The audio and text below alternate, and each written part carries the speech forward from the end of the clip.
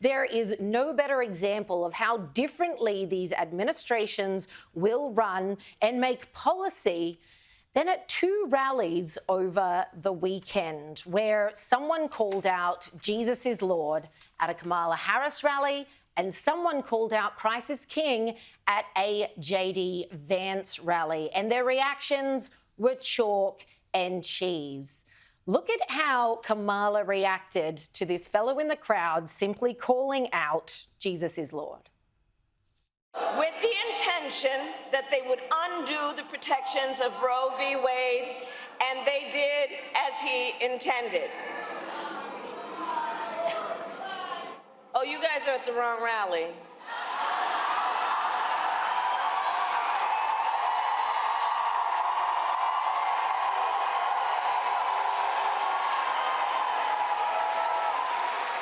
No, I think you meant to go to the smaller one down the street.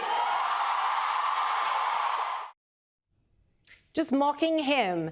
Those two young men then talked to Fox News, sharing their experience of then being ushered out of the rally. They weren't even allowed to stay for simply stating Jesus is Lord. Now, you don't have to be a Christian, you don't have to be a Catholic, but where's the tolerance? Where's the inclusion, Kamala and co? And let's not forget, within hours of this, Kamala was rocking up at a church trying to play the Christian card.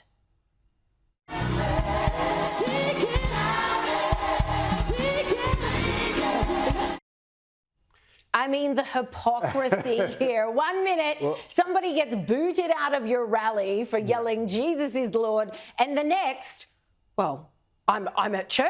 Yeah. I'm frontline and centre. I'm pressing the flesh. I'm giving a photo op. To be fair, though, the shouting out of Jesus is Lord is like the let's go Brandon of the abortion debate in the US. So clearly, when she's talking about, reproductive rights or whatever they call it, or, reforming. So you think abortion. They should have been? No, I don't. But it's like their way of saying, no, screw you. That's anti-Catholic. That's anti-Christian. That's anti-religious. What you should have said, but the mistake that Kamala made was to say, there's actually, for someone who says Jesus is Lord, or someone who even is pro-life or whatever, there's no place for you in the Democratic Party. That is insane. By saying you are not welcome at this rally and literally physically removing them, she's saying there is no place for you in the Democratic Party. And that is, of course, a terribly, terribly stupid and damaging thing to do. In America, particularly. Especially in America, and especially when you've got so many working class people, Irish Catholics, Italian Catholics, Roman Catholics, who obviously are culturally or sort of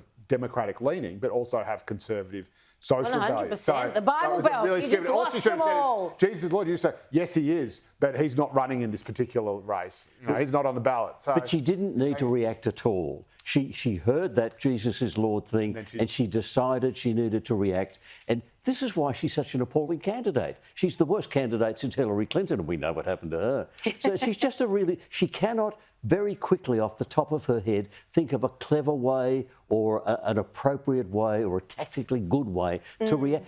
So she did this really stupid thing of go to the rally down the street, you don't belong in my rally if you want to say Jesus. I mean, that's as you say, America is a far more religious country than Australia. It is. The vast majority of them are Baptists. They don't want to hear a candidate saying that. She's done herself a lot of damage. And then the idea that you can repair it by going to church tells you that Kamala might be Christian on a Tuesday but not on a Wednesday. Or maybe she's Christian at 3 o'clock but not at 4 o'clock.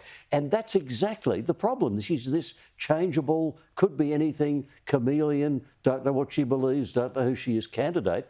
And she's underlined that. Yes, I'm really like that. I'm really this very uncertain person and you'll never know who I really am or what I really believe. This is her doing self-damage. She's had a really bad week. And at the end of the week, she's just making it worse.